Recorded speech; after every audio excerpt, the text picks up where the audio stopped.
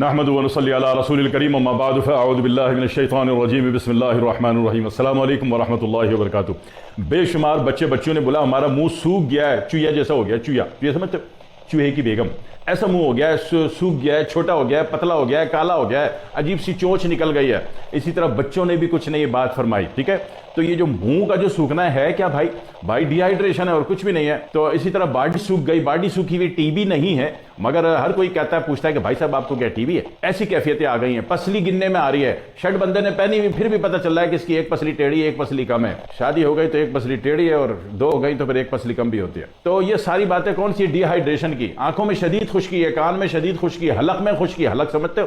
Throat, اس میں بھی خشکی ہے، بار بار پانی پیتے رہو، مٹکا ختم ہو گیا، فریج خالی ہو گیا، بوتلیں ختم، پیاس نہیں بجھ رہی۔ پھر کسی بابا سے پوچھا، بابا بولا تیرے اوپر جن کا سایہ۔ تو اس قسم کی تمام جو خشکیاں، خشکی ڈی ہائیڈریشن، ٹھیک ہے، کہ یہ ساری کیفیت۔ اس کے بعد اس کے ساتھ ساتھ خشکی بالوں میں بھی بہت زیادہ ہے، بال ذرا سا ہاتھ پھیرو تو گر کے ہاتھ میں آ گئے، یہ بھی خشکی ڈی ہائیڈریشن ہے، زمین خشک ہو جائے گی تو فصل گر جائے گی۔ اور اسی طریقے سے جناب علی ناخون جو ہیں ان کی عجیب و غریب شکل آ رہی ہے، ایسا دل چاہ رہا ہے کہ ان کی تصویریں کھینچ کے جناب علی آپ موجو ڈارو کی تاریخ میں ڈال دیں، ایسی ایسی شکلیں ہو رہی ہیں ناخون کی۔ یہ ساری کیفیت کیا ہے؟ D hydration. اور جب یہ کیفیت بہت زیادہ بڑھ جائے تو شدید قبض بھی ہوگی اور پیشاب میں بھی پرابلم ہوگی، وہ بھی جلا ہوا ہوگا، تکلیف کے ساتھ آئے گا، یہ ساری باتیں۔ اور اس کے ساتھ ساتھ ایک سب سے بڑا مسئلہ یہ کہ خاتون کو ڈیلیوری ہوئی، بچہ پیدا ہوا، منا پیدا ہوا ہے، منی پیدا ہو گئی، یا دونوں ایک ساتھ پیدا ہو گئے، لیکن دودھ نہیں آ رہا، دودھ نہیں آ رہا خاتون کو، ماں کو، بچے کو دودھ پلانے کے لیے جو دودھ چاہیے وہ دستیاب نہیں ہو رہا باڈی میں۔ اب یہ ساری باتیں لکھو ایک ساتھ، ان سب کا علاج کیا ہے؟ صرف ایک سستا ترین کیوں؟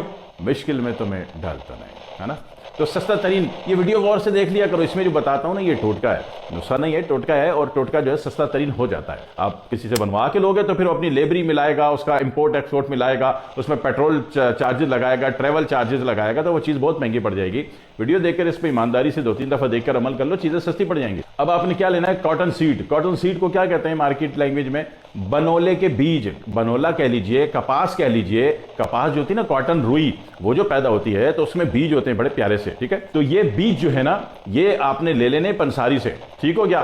کیا تخم بنولا کہہ لیجئے، کپاس کے بیج کہہ لیجئے، روئی کے بیج کہہ لیجئے، کاٹن سیڈ کہہ لیجئے۔ پاکستان میں انگریزی میں نہیں بولنا، مہنگا پڑے گا، اور باہر ملک میں انگریزی میں بولنا کاٹن سیڈ، صحیح ہے؟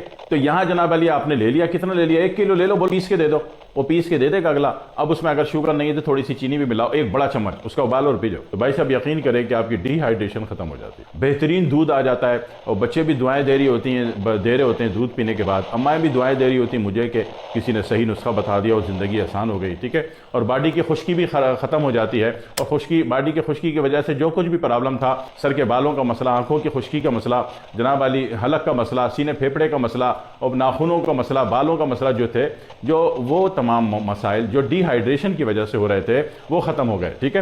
اور اس کو کرنا کیا؟ ابال کے پی لینا ہے روزانہ، کسی بھی ایک ٹائم جو ہے، اگر ہمت حوصلہ ہے تو 1 بڑا چمچ ایک ہی ٹائم ابال کے پی لو، نہیں تو ایک چھوٹا چائے کا چمچ بھر کے یہ پسا ہوا پاؤڈر کاٹن سیڈ کا پسا ہوا پاؤڈر 1 گلاس پانی میں ابالو، پانی آدھا ہو جائے چھان کے پی جاؤ، بے شک تھوڑی سی چینی ملا لو، بے شک تھوڑا سا گڑ ملا لو۔ جب اس کو ابالتے پکاتے ہیں نا، اس میں اسمیل آتی گدھے کے پیشاب والی، کوئی بات نہیں، دوا سمجھ کے کھا لو، پی لو، کیا ہوا؟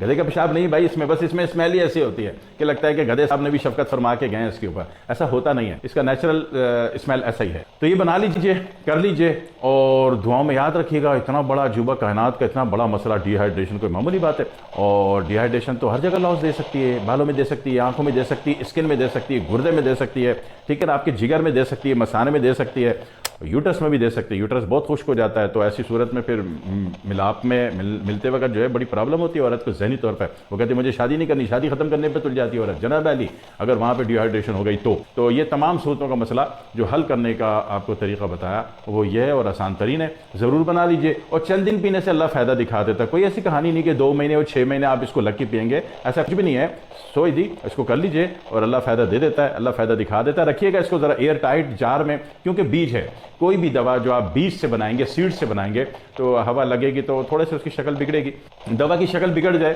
تو جتنی دوا بگڑتی ہے نا وہ جالے کی صورت میں الگ ہی ہو جاتی ہے، ٹھیک ہے؟ تو اس کو آپ نے موٹے چھننے سے چھان لیا، جو موٹا اوپر آ گیا، پورا کالونی قبیلہ بنا ہوا، اس کو اٹھا کے پھینک دیں، جو صاف ستھرا پاؤڈر نیچے گر گیا اس کو ہلکی سی دھوپ دے کے دوبارہ رکھ لیں، دوا کام کرتی ہے۔ تو اچھا ہے کہ اس کو ایئر ٹائٹ جار میں رکھیں، کسی اچھی سی بوتل میں ٹائٹ کر کے رکھیں، نہ ہوا لگے نہ یہ خراب ہو، ٹھیک ہے جی؟ ضرور کیجیے گا اور اللہ کلیجہ خوش کر دے گا کہ کون سا نسخہ ہے، ٹھیک ہے جی؟ دعا میں یاد رکھیے گا۔ والسلام علیکم ورحمۃ اللہ وبرکاتہ۔